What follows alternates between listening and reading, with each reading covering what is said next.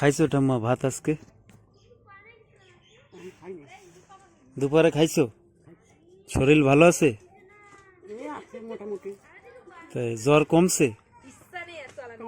7 দিন আগে তো ডাক্তার দেখাইয়া থুয়ে গেছি তোমারে আমি একটু ঘুরতে।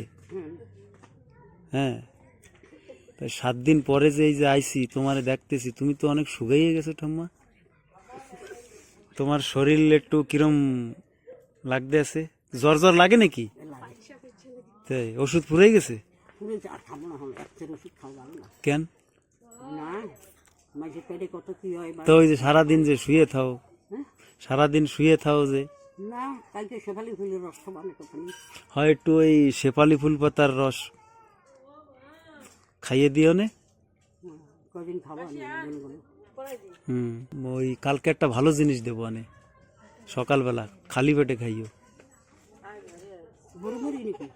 না না, ওই তোমার স্বর্ণ সিঁদুর, স্বর্ণ সিঁদুর ওইটা শেফালি ফুল পাতার রস 2 চামচ, কালো মেঘের পাতার রস 1 চামচ ছোট চামচের, আর নিম পাতার রস 1 চামচের ছোট চামচের, আর স্বর্ণ সিঁদুর এইয়া মিশাইয়া খাইয়া একটা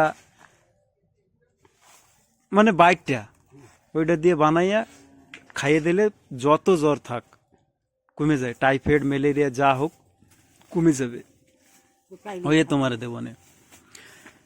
তো বন্ধুরা, তোমাদের যদি কেউ জ্বর হয় কিংবা টাইফয়েড ম্যালেরিয়া হয়, তো তোমরা এই জিনিসটা ঘরে বানাইয়ে খাইতে পারো।